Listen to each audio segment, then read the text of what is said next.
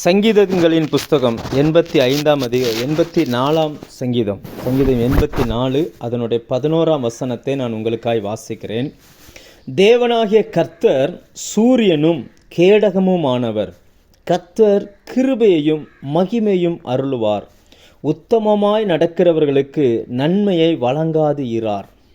இந்த வார்த்தை சங்கீதம் 84ஆம் சங்கீதம் என்பது, அதற்கு ஆவியானவர் கொடுத்திருக்கிற தலைப்பு என்னன்னா, கித்தீம் என்னும் வாத்தியத்தில் வாசிக்க கோராகின் புத்திரரில் உள்ள ராகத் தலைவனுக்கு ஒப்புவிக்கப்பட்ட சங்கீதம்.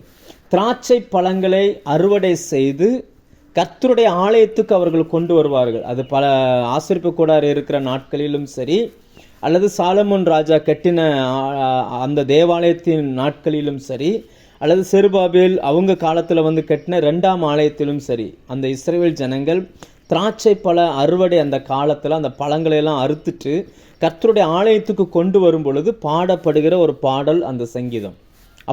அப்படி வருகிற அந்த பாடலில் ஒரு வார்த்தை 11ஆம் வசனத்தை மட்டும் நான் உங்களோடு பேச விரும்புகிறேன்.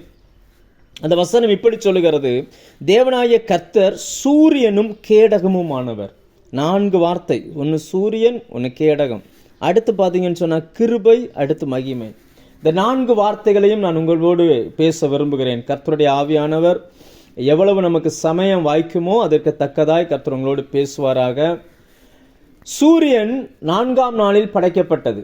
ஆனால் அந்த வார்த்தை என்ன சொல்லுகிறதுனா, கர்த்தர் சூரியனும் அப்படின்னு சொல்லுகிறது. சூரியன் வந்து தேவனால் படைக்கப்பட்ட ஒரு காரணி. 4ஆம் நாளில் படைக்கப்பட்டது. இந்த பூமியோடு அது முடிஞ்சு போகும். பரலோகத்தில் சூரியன் இல்லை, புதிய வானம் புதிய பூமியில் சூரியன் இல்லை. கர்த்தரே அவர்களுக்கு வெளிச்சமாக இருப்பார். அப்படி இருக்கும் பொழுது இந்த வசனம் சூரியனோடு தேவனை கனெக்ட் பண்ணி சொல்லுகிறதே. அப்படின்னா என்ன அர்த்தம்? என்னன்னா, தேவனே வெளிச்சமாக இருக்கிறார். அவருக்குள்ளிருந்த அந்த வெளிச்சம் இந்த உலகத்துக்கு பிரகாசித்தது. அது முதல் நாள் சிருஷ்டிப்பில். 4ஆவது நாளில் இந்த சூரியனை கர்த்தர் படைக்கிறார். அந்த சூரியன் கொஞ்ச காலம் தோன்றி பின்பு தோன்றாமல் போகுவதற்காய் கர்த்தர் வைத்திருக்கிறார். நீங்கள் மார்க்கு புத்தகம் 13:24 வாசிங்கன்னா, சூரியன் அந்தகாரப்படும் வசனம் இருக்குது. அப்போ கர்த்தர் எப்படி சூரியனோடு இவங்க கம்பேர் பண்ணி சொல்கிறாங்க இந்த வசனத்தில் அப்படின்னு பார்த்தீங்கன்னா, என்ன அர்த்தம் அப்படின்னாச்சுன்னா, உலகத்தில் எல்லாரும் சூரியனை தெய்வமாக கும்பிட்டுக்கிட்டு இருந்த காலம் அது. இன்றைக்கும் சில நாடுகளில் சூரியனை தெய்வமாய் கும்பிடுகிறார்கள். தூங்கி எழுந்த உடனே கிழக்கு திசையை நோக்கி நின்று அவர்கள் வழிபடுவார்கள். சில நேரங்களில் குளிச்சுட்டு அப்படியே சூரியன் உதிக்கும் பொழுது சூரியனை பார்த்து கும்பிடுவாங்க. எதையுமே கிழக்கு திசையை பார்த்து செய்வாங்க.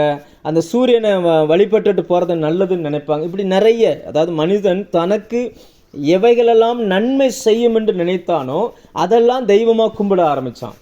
இப்போ பார்த்தீங்கன்னா சில மார்க்கங்களில் நம்ம வேதத்தின்படி பார்த்தா, அந்த எகிப்தியர்கள் எல்லாருமே நைல் நதியை கும்பிடுவாங்க. நைல் நதி கும்பிடுவாங்க, அந்த பார்வோனை கும்பிடுவாங்க, அவர்களும் சூரியனை வந்து கும்பிடுவாங்க. இப்படியெல்லாம் கும்பிடுவாங்க. அதே நேரம் பெலிஸ்தியர்கள் பார்த்தீங்கன்னா, அவர்கள் வேட்டையாடி பிழைக்கிறவர்கள். அவர்கள் நாயை தெய்வமாக கும்பிடுவாங்க. ஏன்னா அந்த வேட்டைக்கு அந்த நாய் உதவி செய்யுன்றதுனால அந்த நாயை தெய்வமாக கும்பிடுவாங்க. அதே இஸ்ரவேல் ஜனங்களை பார்த்தீங்கன்னா, அவர்கள் மேய்ப்பர்கள், ஆடு மாடு மேய்த்து பிழைக்கிறவர்கள். அதனால் அவங்க தெய்வமாக எதை கும்பிடுவாங்க அப்படின்னு பார்த்தீங்கன்னா, மாடு தெய்வமாக வச்சுருந்தாங்க. அதனால தான் ஆரோன் வந்து கண்ணுக்குட்டியை செஞ்சு கொடுத்தார், இதுதான் நம்முடைய தெய்வம்னு சொல்லி. ஏன்னா எகிப்தில் அவங்க பார்த்ததில் எகிப்தில் எங்கேயுமே கண்ணுக்குட்டி வராது.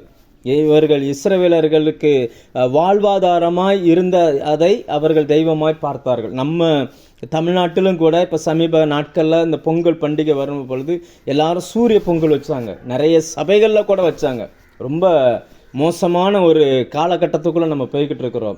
அப்போ என்ன சொல்கிறாங்க, இந்த வசனம் என்ன சொல்லுது அப்படின்னா, உலகமே சூரியனை கும்பிட்டாலும் இஸ்ரவேல் ஜனங்களுக்கு ஆண்டவர் ஆசரிப்பு கூடாரம் செய்யும் பொழுதும் சரி, அல்லது தேவாலயத்தை கட்டும் பொழுதும் சரி, ஆண்டவர் சொல்லுவார், கிழக்கு நோக்கி வாசல் இருக்கணும் அப்படிம்பார். சூரியன் உதிக்கிற திசைக்கு நேராய் வாசல் இருக்கணும். அங்கே ஜன்னலே கிடையாது. ஆசரிப்பு கூடாரத்திலும் ஜன்னல் கிடையாது, தேவாலயத்திலும் ஜன்னல் கிடையாது. கிழக்கு நோக்கி அந்த வாசல் இருக்கணும் அப்படின்னு சொல்லுவார். அதனுடைய நோக்கம் என்ன அப்படின்னாச்சுன்னா, எல்லா ஜனங்களும் சூரியனை வழிபடும் பொழுது தேவனுடைய ஜனங்கள் மட்டும் கர்த்தரை வழிபடுவார்கள், சூரியனுக்கு தங்கள் முதுகை காட்டுவார்கள். அதிகாரத்தில் இருக்கிறவர்கள் அல்லது ராஜாக்கள் பெரிய நபர்களுக்கு யாருமே முதுகை காட்டுவதில்லை. அப்படியே முன்னாடி நின்று அவங்கள விஷ் பண்ணிட்டு பின்னாடியே நடந்து அப்படி போயிடுவாங்க. யாருமே முதுகை காட்ட மாட்டாங்க. அது ஒரு அவமானத்துக்குரிய ஒரு செயலாகி அவங்க பார்ப்பாங்க. ஆனால் இஸ்ரவேல் ஜனங்கள் கர்த்தரை வழிபடுவதன் மூலமாய் சூரியனுக்கு தங்கள் முதுகை காட்டுகிறார்கள். அதன் மூலம் அவங்க என்ன சொல்றாங்க அப்படின்னா, எங்களை வாழ வைப்பது, எங்களுக்கு இந்த கனிகளை பழுக்க வைத்தது அல்லது இந்த விளைச்சலை கொடுத்தது சூரியன் அல்ல, எங்கள் தேவனாய கர்த்தர் தான். அதனால எங்களை பொறுத்த வரைக்கும் எங்களை வாழ வைக்கிறது நீங்க தான் எங்களுடைய சூரியன் அப்படின்ற மாதிரி இந்த வசனம் நமக்கு சொல்லுகிறது. இன்னைக்கு அதே தான் கர்த்தருடைய ஆவியானவர் உங்களுக்கு சொல்லுகிறார். உலகம் ஏதோ ஒரு காரணியை நம்பலாம், உலகம் ஒரு படிப்பை நம்பலாம், உலகம் ஒரு வேலையை நம்பலாம், உலகம் பணத்தை நம்பலாம், உலகமே அதுதான் நமக்கு வாழ்க்கைன்னு சொல்லி நம்பிக்கிட்டு இருக்கலாம். ஆனால் கர்த்தரை நம்புகிற உங்களுக்கு, உங்களை வாழ வைக்கிறவராக யார் இருப்பார் அப்படின்னா கர்த்தர் இருப்பார். கர்த்தரை நோக்கி நீர்தான் என்னுடைய நம்பிக்கை அப்படின்னு நீங்கள் சொல்வீங்க அப்படின்னா, கர்த்தர் உங்களுக்கு சூரியனாய், அந்த ஜனங்களுக்கு சூரியனாய் இருந்து கேடகமாய் பாதுகாத்தது போல உங்களுக்கு அவர் எல்லாவற்றுக்கும் எல்லாமாய் அவர் இருப்பார். இந்த நாட்களில் சூரியனுடைய வேலை என்ன, ஆண்டவர் சூரியன் எதற்காக படைத்தார் அப்படின்னு பார்த்தீங்கன்னா, வேதத்தில் ரெண்டு முக்கியமான வேலைகள் சொல்லப்பட்டிருக்கு. ஒன்று ஆதியாகமம் 1:14 அந்த சூரியனை படைக்கும் பொழுது கர்த்தர் இப்படி சொல்லுகிறார். கர்த்தருடைய ஆவியானவருடைய வசனம் என்ன சொல்லுகிறது அப்படின்னா, பகலுக்கும் இரவுக்கும் வித்தியாசம் உண்டாக்கத்தக்கதாக வானம் என்கிற ஆகாய விரைவிலே சுடர்கள் உண்டாக கடவுது. தேவன் சூரியனை படைத்ததின் முக்கியமான நோக்கம் என்னன்னா, ஃபஸ்ட்டு வித்தியாசப்படுத்துவார், வித்தியாசத்தை காட்டுவார். இன்னைக்கு நிறைய நேரங்களில் நம்ம உலகத்தில் வாழ்ந்துக்கிட்டு இருக்கிறோம். நீங்கள் இருக்கிற குடும்பத்தில், வேலை செய்கிற இடத்துல நீங்கள் கர்த்தரை ஏற்றுக்கொள்கிறீங்க, கர்த்தர் தான் என் வாழ்க்கைக்கு எல்லாமான்னு நீங்கள் சொல்கிறீங்க. நான் நம்புகிறதே அவரை மட்டும்தான் நம்புகிறேன், அவர் தான் என் வாழ்க்கைக்கு எல்லாமே அப்படின்னு சொன்னால் கூட இன்னும் ஒரு வித்தியாசம், அதை வேறுபாட்டினுடைய அந்த வாழ்க்கை இல்லை. இன்னும் அவங்களில் ஒருவனாகத்தான் நான் இருக்கிறேன். என் கூட வேலை செய்கிற இயேசுவை அறியாதவன் எப்படி இருக்கானோ அப்படி தான் நானும் இருக்கிறேன் அப்படின்ற அந்த மனநிலையில் நீங்கள் இருப்பீங்கன்னா, கர்த்தருடைய வார்த்தை ஆவியானவர் உங்களுக்கு சொல்கிறார், தேவன் ஆகிய கர்த்தர் சூரியனாய் உங்களுக்கு வெளிப்படுவார். அதனுடைய நோக்கம் என்னன்னா, உங்களை வித்தியாசப்படுத்தி காண்பிப்பார். பகலுக்கும் இரவுக்கும் எப்படி ஒரு வித்தியாசத்தை உண்டாக்குவதற்காக சூரியனை இந்த பூமியில் கர்த்தர் படைத்தாரோ, அதே போல் உங்கள் வாழ்க்கையில் ஒரு வித்தியாசத்தை அவர் காண்பிப்பார், ஒரு வேறுபாட்டை கர்த்தர் உங்களுக்கு காண்பிப்பார். உங்கள் வாழ்க்கையில் நீங்கள் நினைத்திராத அளவுக்கு வித்தியாசத்தை கர்த்தர் கொண்டு வருவார். இந்த பூமி எடுத்து பாருங்கள். இந்த பூமியில் இந்த வித்தியாசமான மனிதர்கள், கர்த்தருக்காய் வாழ்ந்தவர்களை நீங்கள் எடுத்து பார்த்தீங்கன்னா, மற்ற மனிதர்களை பார்க்கிலும் கர்த்தர்களை வித்தியாசப்படுத்தி வேறுபடுத்தி காண்பித்திருந்தார். ஒவ்வொரு முறையும் உலகத்தை மாற்றுவதற்காக தேவன் தெரிந்து கொண்ட மனிதர்கள் எல்லாருமே அவர்கள் ஒரு வித்தியாசமான மனிதர்களாக இருந்தாங்க. நீங்கள் இன்றைக்கி வேலை செய்கிற இடங்களில் கர்த்தர் உங்களை வித்தியாசப்படுத்தி காண்பிப்பார். உங்களுடைய சூழ்நிலைகளை, அதாவது ரெண்டாவது பார்த்தீங்கன்னு சொன்னால், அவைகள் உண்டாக்கப்பட்டது, அந்த வசனத்தின் பின்பகுதி சொல்லுகிறது, அவைகள் அடையாளங்களுக்காகவும் காலங்களையும் நாட்களையும் வருஷங்களையும் குறிக்கிறதற்காகவும் இருக்க கடவுது. முதலாவது வித்தியாசப்படுத்தி காண்பிப்பார். ரெண்டாவது பார்த்தீங்கன்னு சொன்னால் அடையாளங்களுக்காகவும் அவைகள் படைக்கப்பட்டது. சில அடையாளங்கள் கர்த்தர், அதாவது நம்ம இன்னைக்கு வாழ்க்கையில் வாழ்ந்துக்கிட்டு இருக்கிறோம். ஒரு ஆண் திருமணம் முடிக்கும் பொழுது அவனுக்கு ஒரு அடையாளம் வருகிறது, இவன் ஒரு கணவன் என்கிற அடையாளம். அவனுக்கு அடுத்து குழந்தை பிறக்கும் பொழுது இவன் ஒரு தகப்பன் என்கிற அந்த அடையாளம் வருகிறது. அதே வேலைக்கு போகும் பொழுது ஒரு சாதாரண ஒரு வேலைக்கு நபராய் போகிறார். இவருக்குள்ளே இருந்து தேவன் எழும்ப பண்ணுகிற சில தகுதிகள் அவரை வேறு ஒரு மனுஷனாய் அடையாளப்படுத்துகிறது. நீங்கள் ஒரு தலைமைத்துவ இருக்கிறீங்கன்னா, உங்களுக்கு முன்னாடி இருந்த தலைவர்களை பார்க்கிலும் உங்களை கர்த்தர் வேறு ஒன்றாய் அடையாளப்படுத்துகிறார். இன்றைக்கி உங்கள் குடும்பம், நீங்கள் சுற்றி இருக்கிற அந்த ஊரில் சில குடும்பத்தை மட்டும் தேவன் தனித்துவமாய் அடையாளப்படுத்தி காண்பிப்பார். அதே போல் சில அடையாளங்களை கர்த்தர் உங்கள் வாழ்க்கையில் செய்வார்.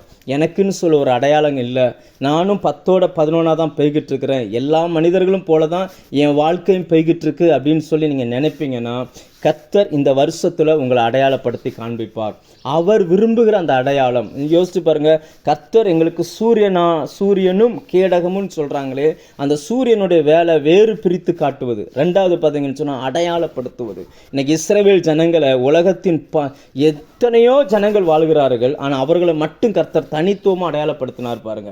உலக வரைபடத்தை எடுத்து பாருங்க, அல்லது இஸ்ரவேல் தேசத்துக்கு போனவங்களை கேட்டு பாருங்க. அந்த தேசத்தை சுற்றிலும் இருக்கிறது அத்தனையும் அரபு நாடுகள். அங்கு நீரூற்றுகளே கிடையாது, அங்கு ஆறுகள் கிடையாது. ஆனால் இந்த இஸ்ரவேல் தேசத்தை மட்டும் கர்த்தர் வளமுள்ளதாய் வித்தியாசப்படுத்தி காண்பித்து வைத்திருக்கிறார்.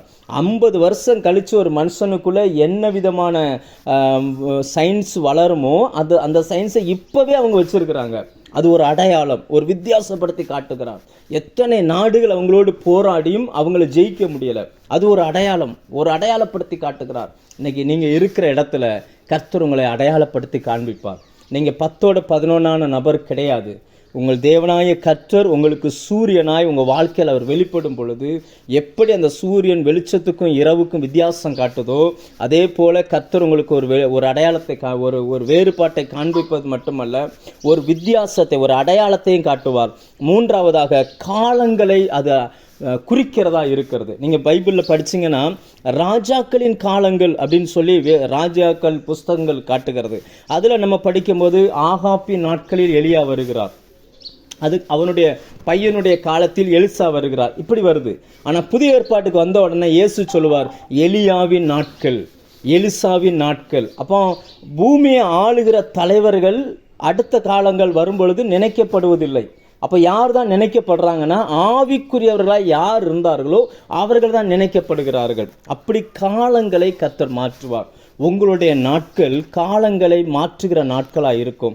நாம் வாழுகிற இந்த காலகட்டத்தில் வேதம் சொல்லுகிறது, அதாவது என்னன்னா, தன் காலத்தில் தன் கனியை தந்து. இந்த உலகத்தில் இதுவரைக்கும் கர்த்தருக்காய் பயன்பட்டவர்கள் நிறைய பேர் பயன்பட்டாங்க. ஒவ்வொருத்தரும் ஒவ்வொரு காலகட்டத்தில் ஒரு சில அடையாளங்களை விட்டுட்டு போயிருக்கிறாங்க. நாம் வாழுகிற இந்த காலத்தில் நீங்கள் வேலை செய்கிற அந்த ஆஃபீஸில், உங்கள் குடும்பத்தில், நீங்கள் செய்கிற அந்த ஊழியத்தில் உங்களுக்குன்னு ஒரு காலத்தை கர்த்தர் வைப்பார். காலங்களை தாண்டியும் பேசப்படுகிற அளவுக்கு கர்த்தர் உங்கள் நாட்களை மாற்றுவார். உங்கள் மூலமாக இருக்கிற கிரியைகளை மாற்றுவார். விசுவாசிக்க கூடுமானால் கர்த்தரால் அவைகளை செய்யக்கூடும். அந்த வசனம் சொல்லுகிறது, கர்த்தர் சூரியனும் கேடகமுமானவர். ஒரு மனுஷனுடைய வாழ்க்கையில் அவர் சூரியனாய் வெளிப்படுவாரே ஆனால் நிச்சயமாய் இந்த காரியங்களை கர்த்தர் செய்து முடிப்பார். ஒரு வித்தியாசத்தை கர்த்தர் காட்டுவார், ஒரு வேறுபாட்டை கர்த்தர் காண்பிப்பார். எல்லாரையும் போல நம்ம இல்லைங்க. நமக்குள்ள இருக்கிற ஆவியானவர் வித்தியாசமானவர், உலகத்தை ஜெயிக்கிறவர். எல்லாரும் உலகத்தில் பணம் தான் பெருசுன்னு விழுந்து கிடக்கும் பொழுது கர்த்தருடைய ஆவியானவர் பணம் பெருசு கிடையாது, அது இந்த பூமியோட முடிஞ்சு போயிடும், அபிஷேகம் தான் பெருசுன்றதை காண்பித்து எல்லாரும் லஞ்சம் வாங்குற இடத்துல தேவனுடைய பிள்ளைகள் லஞ்சம் வாங்க மாட்டாங்க. எல்லாரும் பொய் சொல்லுற இடத்துல தேவனுடைய பிள்ளைகள் பொய் சொல்ல மாட்டாங்க. எல்லாரும் அலுவலகத்திலிருந்து எதையாவது வாங்கிட்டு எடுத்துட்டு வரலாமா நினைக்கும் பொழுது இவர்கள் எதையுமே எடுக்க மாட்டாங்க. எல்லாரும் பொய் சொல்லி வாழ்வதற்கு, பணத்தை பெருக்கிக் கொள்வதற்கு நினைக்கும் பொழுது தேவனுடைய பிள்ளைகள் பொய் சொல்ல மாட்டார்கள். கர்த்தருக்குள்ள உண்மையா இருப்பாங்க, நேர்மையா இருப்பாங்க. அதான் வித்தியாசம். கர்த்தர் உங்களை அடையாளப்படுத்துவார். உண்மைக்கு உங்களை அடையாளமாக வைப்பார், நேர்மைக்கு உங்களை அடையாளமாக வைப்பார். நீ எல்லாம் ஒரு கிறிஸ்தவனா, அந்த அக்காவை பாரு, கிறிஸ்தவங்கன்னா அவங்க அப்படின்னு சொல்லுகிற அளவுக்கு உங்களை கர்த்தர் அடையாளமாய் வைப்பார்.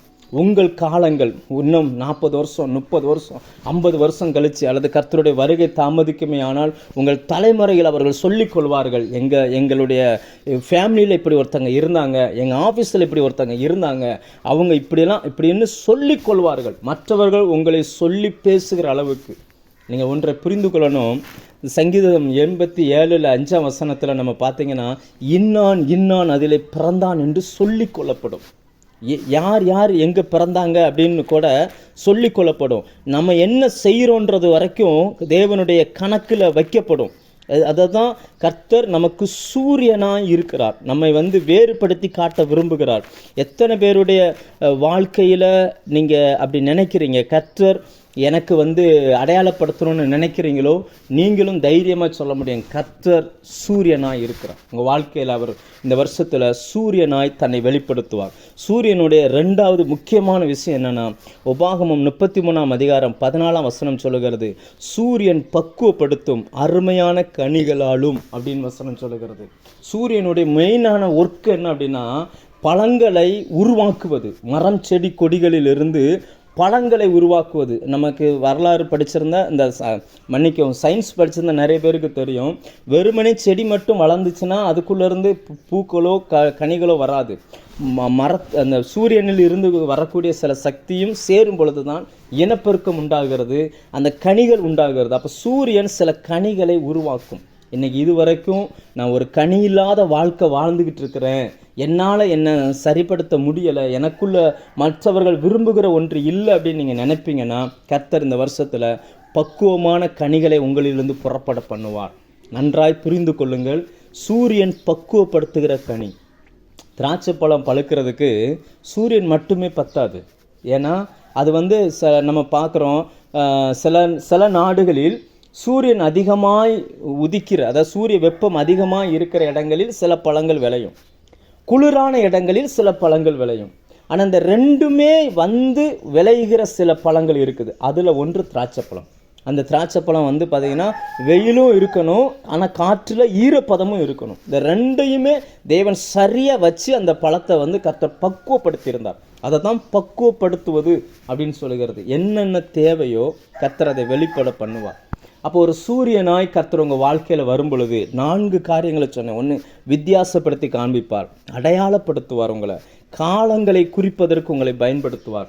4வது, கனி கொடுக்கிற பக்குவமான கனிகளை கொடுப்பதற்கு கர்த்தர் உங்களை பயன்படுத்துவார். அப்போ சூரியனாய் கர்த்தர் உங்கள் வாழ்க்கையில் வெளிப்படும் பொழுது இந்த 4 அடையாளங்கள் வெளிப்படும். அடுத்ததாக வசனம் சொல்லுகிறது, அவர் சூரியன் மட்டுமல்ல, அவர் நமக்கு கேடகமாக இருக்கிறார், நம்மை பாதுகாக்கிறவராக இருக்கிறார். உலகம் என்ன வேணாலும் சொல்லட்டும், என்னுடைய படிப்புன்னு சொல்லட்டும், என்னுடைய திறமைன்னு சொல்லட்டும், நம்மளுடைய வாழ்க்கையில் நமக்கு உதவி செய்கிறவர்கள் நிறைய பேர் இருக்கலாம். உங்கள் படிப்பாக இருக்கலாம், உங்கள் திறமையாக இருக்கலாம், மற்றவங்களால் முடியாததை உங்களால் செய்ய கூடிய உங்கள் சரீர பலமாக இருக்கலாம், என்ன வேணாலும் இருக்கட்டும். ஆனால் அது நம்மளுடைய பலன் இல்லை, கர்த்தர் தான் நம்முடைய சோர்ஸ், அவர் தான் நம்முடைய பலன்.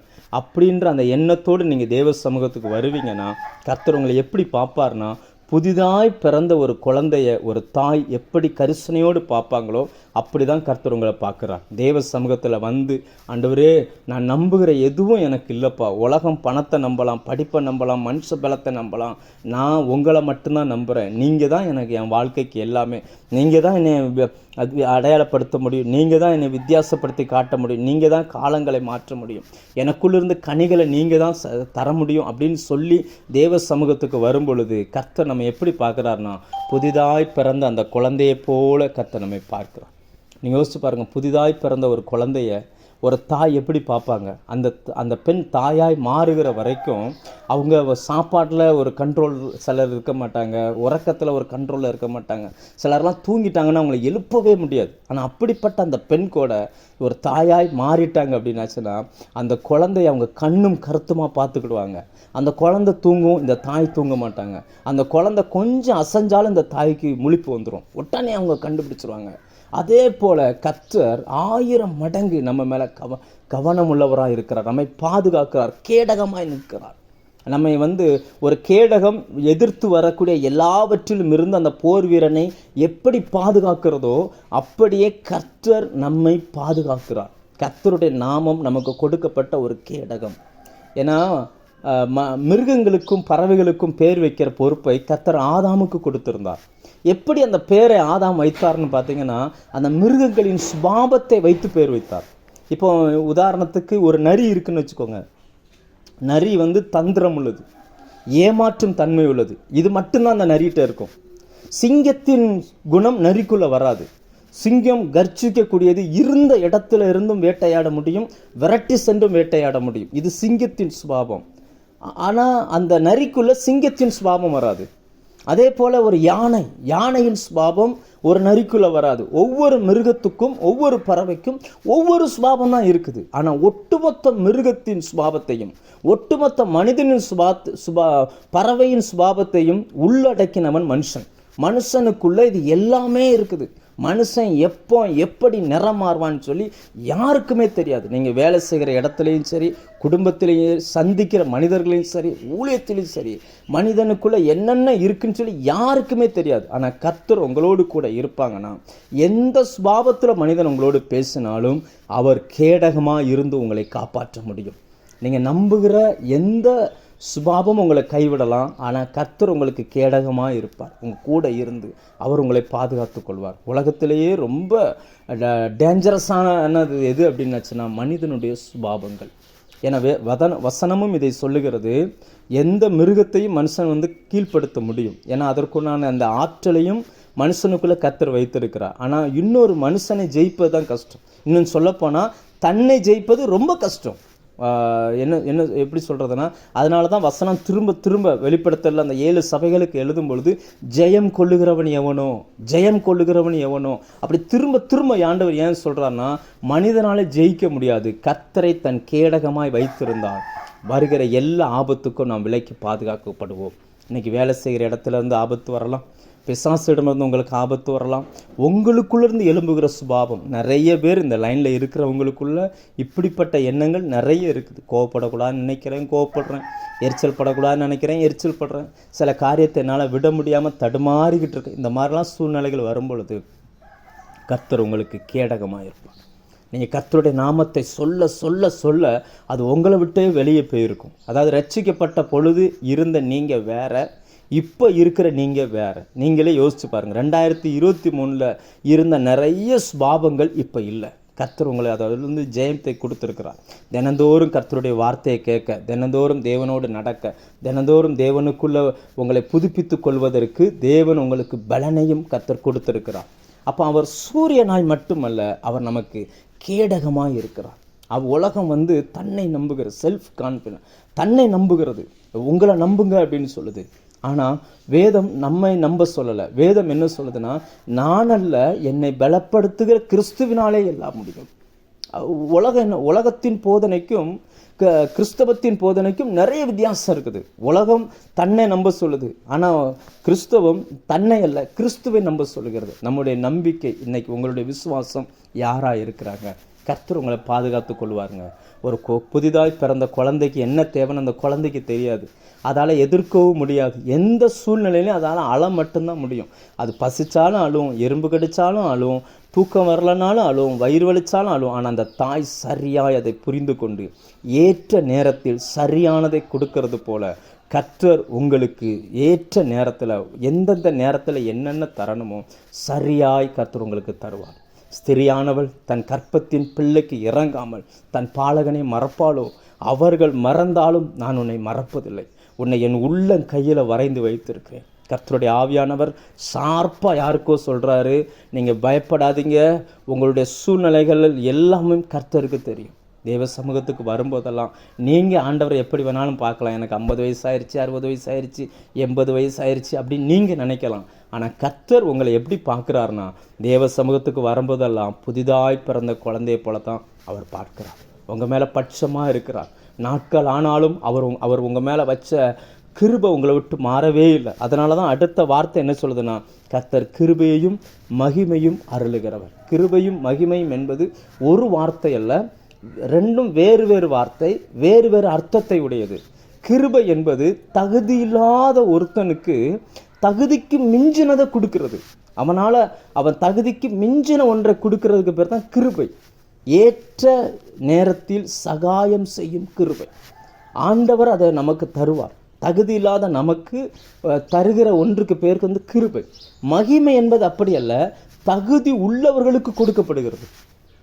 தகுதி இதை பெற்றுக்கொள்ள அவர் இந்த மகிமையை பெற்றுக்கொள்ள கர்த்தர் பாத்திரராக இருக்கிறார். அப்படின்னா என்ன அர்த்தம்னா, அவருக்கு அது தகுதி இருக்குது, அதனால் அந்த மகிமை அவருக்கு செலுத்தப்படுகிறது. ஆனால் இங்கே வேதத்தில் நம்ம பார்க்குறோம், கர்த்தர் கிருபையும் தருவார், மகிமையும் அருளுவார். அப்படின்னா என்ன அர்த்தம் அப்படின்னா, தகுதி இல்லை ஒரு காரியத்திற்கு. இப்போ நீங்கள் ஒரு வேலை பார்க்குறீங்க, அந்த வேலையில் ப்ரமோஷன் உங்களுக்கு வரணும், ஆனால் உங்களுக்கே தெரியும் இதற்கானது என்கிட்ட இல்லை, அந்த தகுதி இல்லை அப்படின்னு நீங்கள் நினைக்கலாம். ஆனால் தேவ சமூகத்துக்கு நீங்கள் வந்தீங்கன்னா அந்த தகுதியை உங்களுக்கு தருவார். அந்த தகுதியை தந்து அந்த தகுதிக்கு ஏற்ற மகிமையும் கர்த்தர் உங்களுக்கு அருளுவார். கர்த்தருடைய பிள்ளைகளுக்கு, அதை உத்தமமாய் தேவனை தேடுகிறவர்களுக்கு அவர் நன்மையை வழங்காதுகிறார். ஒவ்வொரு நாளும் கர்த்தருடைய கிருபை புதிதாக இருக்கிறது. புதிய கிருபையினால் கர்த்தர் உங்களை சந்திப்பார். அதாவது அப்போஸ்தலர்கள் எல்லாருமே இயேசு கிறிஸ்துவனுடைய உயிர்த்தெழுதலை குறித்து பலமாய் சாட்சி சொன்னார்கள். அப்போஸ்தலர் 4:33 பார்க்குறோம், அவர்கள் எல்லார் மேலும் பூரண கிருபை தங்கி இருந்துச்சான்.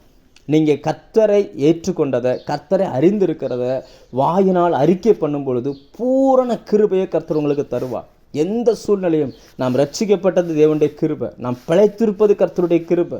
ஒவ்வொரு நாளும் நம்ம நிறைய நேரங்களில் இதை மறந்துடுறோம். கர்த்தருடைய கிருபை தான் நமக்கு இவ்வளோ தூரம் நடத்துதுன்றதை நம்ம மறந்துடுறோம். நம்ம அநேக நேரங்களில் நம்ம என்ன நினச்சிருந்தோம், நம்மை நம்பிடுறோம். இல்லை, கர்த்தருடைய கிருபை தான். கிருபை இல்லாமல் ஒரு மனுஷனால் ஒன்றுமே செய்ய முடியாது. ஒரு தேவ பிள்ளையோட வாழ்க்கையில் கிருபை எடுத்துட்டாங்கன்னா அவங்க ஒன்றுமே இல்லை. கிருபையினால் விசுவாசத்தை கொண்டு ரட்சிக்கப்பட்டீர்கள். இது உங்களால் உண்டானதல்ல, இது தேவனுடைய கிருபை. இன்னைக்கு ரட்சிக்கப்பட்டிருக்கிறோம், அபிஷேகம் பெற்றிருக்கிறோம், கர்த்தருக்காய் வாழுகிறோம்னா அவருடைய கிருபை. அந்த கிருபையை அவர் உங்களுக்கு தருவார். உங்களை ஒரு நாளும் கிருபை தராமல் இருக்க மாட்டார். தினந்தோறும் தேவ சமூகத்துக்கு நீங்கள் வரும் பொழுதெல்லாம் காலைதோறும் புதிய கிருபை, இதுவரைக்கும் இல்லாதது. புதுசுனால என்ன அர்த்தம்னா, இதுவரைக்கும் யாருமே அனுபவித்திராததுன்னு அர்த்தம். நம்ம அநேக நேரங்களில் என்ன எதிர்பார்க்குறோம்னா, மற்றவங்களுக்கு கிடைச்சதையே நம்ம எதிர்பார்த்துக்கிட்டு இருக்கோம். ஆண்டவரே எலியாவை போல மாற்றும், எலிசாவை போல மாற்றும், மோசையை போல மாற்றும். ஆண்டவர் சொல்லுவார், எனக்கு ஒரு எலியா, ஒரு எலிசா, ஒரு மோசை போதும், நீயா இரு, அதற்கு தேவையான கிருபைகளை நான் தருவேன் அப்படிம்பார். ஏன்னா உங்களைப் போல விசேஷமானவர்கள் இந்த பூமியில் இல்லை. தேவன் உங்களை இந்த பூமிக்கு அனுப்பும் போதே விலையேற பெற்றவர்களாய் விசேஷமானவர்களாக அனுப்பியிருக்கிறார். உங்களுக்குள்ள கர்த்தர் வைத்திருக்கிற ஸ்பெஷல் கிருபை, ஸ்பெஷல் கிஃப்ட்டு வேறு யாருக்கும் கர்த்தர் கொடுக்கல. அதனால் நீங்கள் தேவ சமூகத்தில் என்னையா மாற்றுங்க ஆண்டவரேன்னு கேளுங்க. உங்களை கொண்டு அவர் என்ன செய்யணும்னு நினச்சிருக்கிறாரோ அதை இந்த வருஷத்தில் செய்து முடிப்பார். நீங்கள் மைக்கை பிடிச்சி பிரசங்கம் பண்ணுற நபராக இருக்கணும்னு அவசியம் இல்லை. இருக்கிற இடத்துல நீங்கள் சாட்சியாக இருந்தால் போதும், கர்த்தர் உங்களை கொண்டு பலத்த காரியங்களை செய்ய முடியும். அநேகரை ரட்சிப்புக்குள் நடத்துவதற்கு தேவையான கிருபையை கர்த்தர் உங்களுக்கு தருவார். 1000 பேரை நடத்தணும்னு நினைக்கிறது இல்லை. தேவன் விரும்புகிற ஒரு மனுஷனை கர்த்தருக்குள் நடத்திட்டீங்கன்னா அவருக்கு அதுதான் பரலோகத்தில் மிகுந்த சந்தோஷம். உங்களை ரட்சித்த, உங்களை அபிஷேகித்த, உங்களுக்கு நன்மைகளை தருகிற கர்த்தருக்கு சந்தோஷப்படுத்துவதற்கு ஒரே ஒரு வழிதான் இருக்குது. மற்றவர் நபர்களை ரட்சிப்புக்குள் நடத்துகிற அந்த கிருபையை கர்த்தர் உங்களுக்கு தருவார்.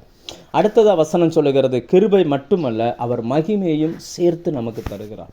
இந்த மகிமைன்றதை மட்டும் நான் கொஞ்சம் உங்களுக்கு விளக்கப்படுத்தி நான் சொல்ல விரும்புகிறேன். பொதுவாக இந்த மகிமைன்னு நம்ம அதை எப்படி எடுத்துக்கிறோன்றது தெரியலை. ஆனால் மூல பாஷையில் அது எப்படி போட்டிருக்காங்கன்னா, அதை சில ஆங்கில மொழிபெயர்ப்புலலாம் மகிமைன்றது எப்படி மொழிபெயர்த்திருப்பாங்கன்னா வெயிட் அப்படின்னு மொழிபெயர்த்திருப்பாங்க. God's wait. வெயிட்னா காத்திருப்பதல்ல, அந்த எடை, கணம்.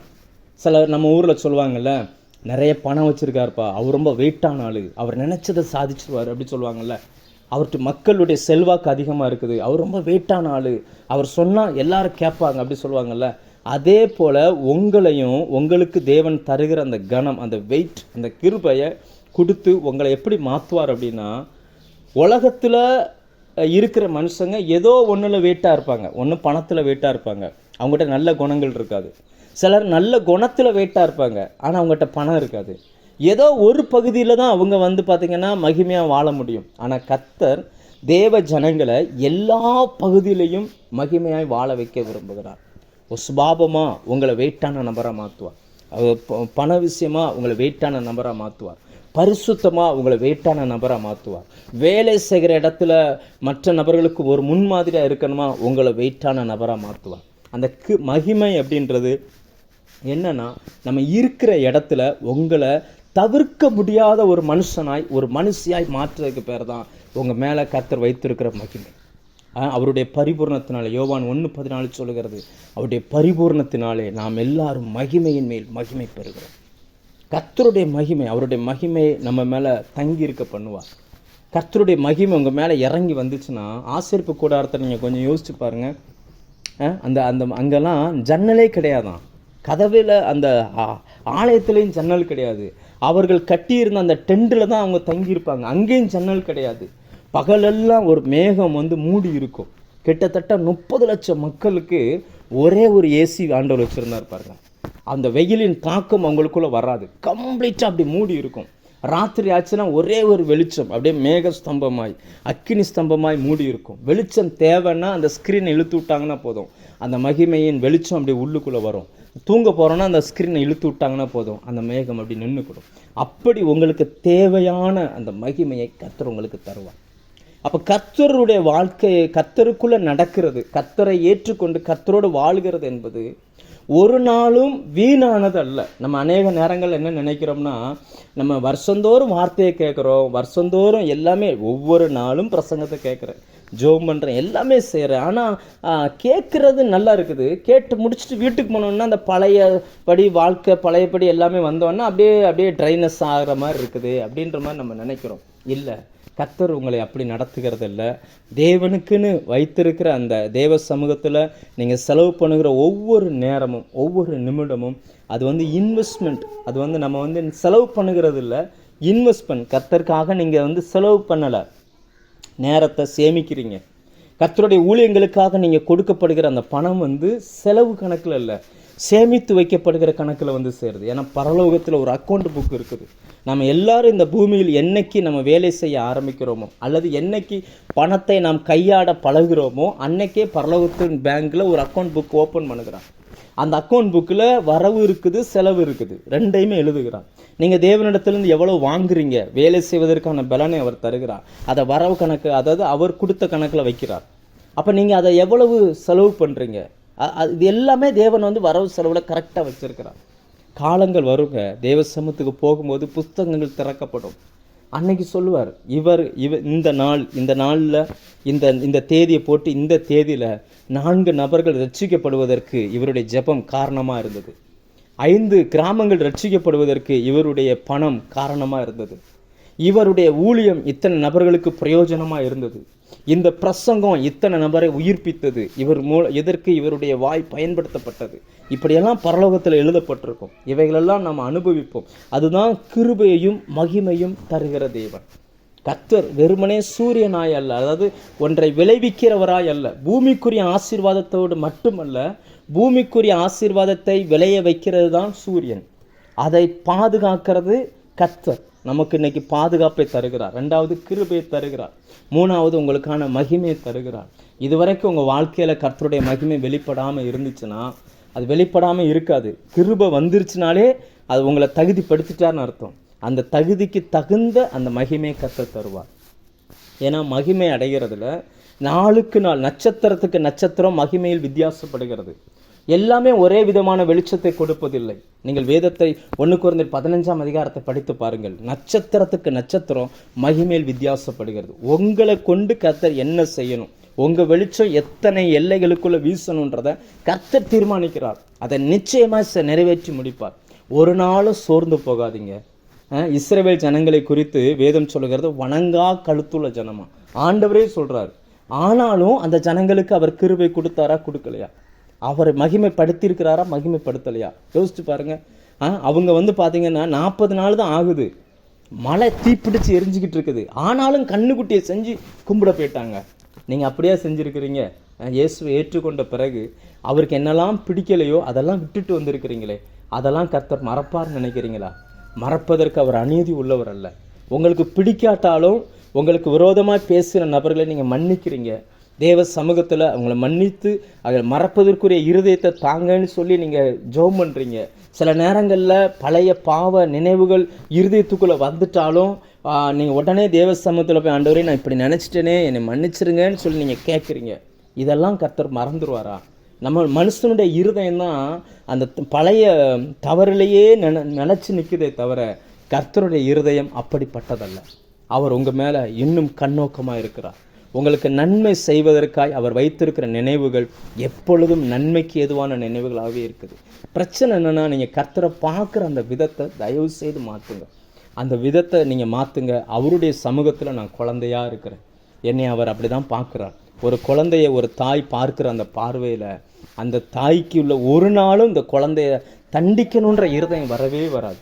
அந்த குழந்தைய நல்லா வளர்க்கணும், இந்த குழந்தைக்காக நான் எல்லாம் செய்யணும், அவங்க நினைவு முழுக்க அந்த குழந்தை மேலே தான் இருக்கும். அதே தான் இந்த வார்த்தையை பிரசங்கிக்கும் பொழுது ஆவியானவர் உங்கள் இருதயத்தில் பேசுகிறார், இது உனக்கான வார்த்தைன்னு சொல்லி. அநேக நேரங்களில் ஏதோ சில சந்தர்ப்பத்தில் நீங்கள் பேசின வார்த்தைகள் ஏதோ சில சந்தர்ப்பத்தில் மனம் பதறி நீங்கள் செய்த சில செயல்களை மனசில் இன்னும் வச்சுக்கிட்டு அதனால தான் எனக்கு சில நன்மைகள் குறையுதுன்னு நீங்கள் நினச்சிக்கிட்டு இருக்கிறீங்க. இல்லை இல்லை, தேவன் மன்னிக்கிறவர் மட்டும் இல்லை, மறக்கிறவர். அவர் ஒரு நாள் அதை நினைவில் வைக்கலை. இன்றைக்கி நிறைய நன்மைகள் கிடைக்காததுக்கு காரணம் என்ன தெரியுமா? நாம் அந்த நினைவுகளை நம்மளுடைய நினைவில் வச்சு இதனால தான் கிடைக்காதுன்னு சொல்லி நமக்கு நாமே ஒரு கேட்டை போட்டு வச்சுருக்கிறோம். உங்களுடைய அவிசுவாசம் தேவனுடைய நன்மையை தடுக்கிறது. அதை எடுத்து தூர வச்சுட்டு அந்த ஜனங்கள் பாருங்கள், தேவனாய கர்த்தர் எங்களுக்கு சூரியன் அப்படின்றாங்க. உலகம் சூரியனை தெய்வமாக பார்க்குது, சூரியன் தான் எல்லாத்தையும் விளைய வைக்குதுன்னு நம்புகிறாங்க. ஆனால் எங்களை பொறுத்த வரைக்கும் நீங்கள் தான் ஆண்டவரே சூரியன், நீங்கள் தான் விளைய வச்சுருக்கிறீங்க, நீங்கள் தான் எங்களுக்கு எல்லாமே செய்கிறீங்கன்னு சொல்லி அந்த பழங்களை எடுத்துகிட்டு வந்து அந்த ஆசரிப்பு கூடாரத்தில் நின்று இந்த பாடலை பாடுவாங்க. கர்த்தர் அவங்களுக்கு கிருபையை மட்டுமல்ல மகிமையும் சேர்த்து அருளுகிறவர். அதனால தான் கடைசியில் முடிக்கும்போது அந்த வசனம் எப்படி சொல்லுகிறது? உத்தமமாய் நடக்கிறவர்களுக்கு நன்மையை வழங்காது. யார் உத்தமாக நடக்கணும்? இந்த வேத வசனம் முதல்ல எங்கே வருது? ஆபிரகாமின் வாழ்வில் வருகிறது. ஒரு பெரிய தவறு பண்ணி 13 வருஷம் கர்த்தருக்கும் ஆபிரகாமுக்கும் தொடர்பில்லாத அந்த நேரத்தில் அந்த மனுஷன் பட்ட பாடுகளை பார்த்துட்டு தாயுள்ளம் கொண்ட அந்த தேவன் வந்து சொல்லுகிறார், எனக்கு முன்பாக நடந்து கொண்டு உத்தமனாயிரு. இது வரைக்கும் நீ தப்பு பண்ணியிருக்கலாம், பரவாயில்ல விட்டுரு, நீ என் சத்தத்தை மட்டும் கேளு, நான் சொல்கிறத மட்டும் செய், உத்தமனாக நடத்துக்கோ, உனக்கும் எனக்கும் ஒரு உடன்படிக்கை நான் பண்ணுறேன், உனக்கும் உன் சந்ததிக்கும் இந்த உடன்படிக்கை ஆசீர்வாதமாக இருக்குன்னு சொன்னார். இன்னைக்கு வரைக்கும் இத்தனை தலைமுறைகள் தாண்டி இன்னைக்கு வரைக்கும் அந்த உடன்படிக்கை நிலை நிற்கிறது. அந்த உடன்படிக்கையின் அடிப்படையில் தான் அந்த இஸ்ரவேல் ஜனங்கள் ஆசீர்வதிக்கப்படுகிறார்கள். அந்த உடன்படிக்கையின் அடிப்படையில் தான் இஸ்ரவேல் ஜனங்களுக்கு ஞானம் கொடுக்கப்படுகிறது, செல்வம் கொடுக்கப்படுகிறது, ஐஸ்வர்யம் கொடுக்கப்படுகிறது. உலகத்தை ஆளுகிற இடத்துல யார் இருக்கிறா அப்படின்னு பார்த்தீங்கன்னா ஒவ்வொரு இஸ்ரவேலர்கள் இருக்கிறார்கள். அந்த தேவன் இன்றைக்கு அந்த நன்மையை உங்களுக்கு அருளுவார், உங்களுக்கு தருவார். இந்த ராத்திரி வேளையில் இந்த வார்த்தை கேட்டுக்கொண்டிருக்கிற உங்களுக்குள்ளே கர்த்தருடைய வார்த்தை கடந்து வருகிறது. விசுவாசிக்க கூடுமானால் கர்த்தரால் நன்மையை செய்வதற்கும் கூடும். தேவன் ஒரு மனுஷனை ஆசீர்வதிக்கிறதுக்கு முன்னாடி அந்த வார்த்தையை அனுப்புவார். அந்த மனுஷன் அந்த வார்த்தையை பெற்றுக்கொள்வானே ஆனால் அந்த வசனத்தின் ஆசீர்வாதம் அவனுடைய சிரசின் மேலே இறங்கும். மறுபடியும் நான் நேரம் ஆயிடுச்சு, நான் வார்த்தையை சுருக்குகிறேன். நான் மறுபடியும் சொல்கிறேன், கர்த்தர் உங்கள் வாழ்க்கையில் சூரியனாய் இந்த வருஷத்தில் வெளிப்படுவார். உங்களை வந்து அவர் வித்தியாசப்படுத்தி காண்பிப்பார். வித்தியாசம் தெரியும். உங்கள் கூட இருக்கிற குடும்பத்தில் இருக்கிறவங்களுக்கும் ஊழியத்தில் இருக்கிறவங்களுக்கும் வேலை செய்கிறவங்களுக்கும் உங்களை ஒரு வித்தியாசமாய் மாற்றுவார், உங்களை அடையாளப்படுத்துவார். இதுவரைக்கும் ஒரு அடையாளம் இல்லைன்னு சொல்லி நீங்கள் தடுமாறிக்கிட்டு இருக்கலாம், உங்களுக்குன்னு ஒரு அடையாளத்தை தருவார். உங்களுடைய காலங்களையும் தேவன் வருகிற சந்ததி பேசுகிற அளவுக்கு வைப்பார். உங்களுக்குள்ள பக்குவமான கனிகள் புறப்படுவதற்கு உதவியாக இருப்பார்.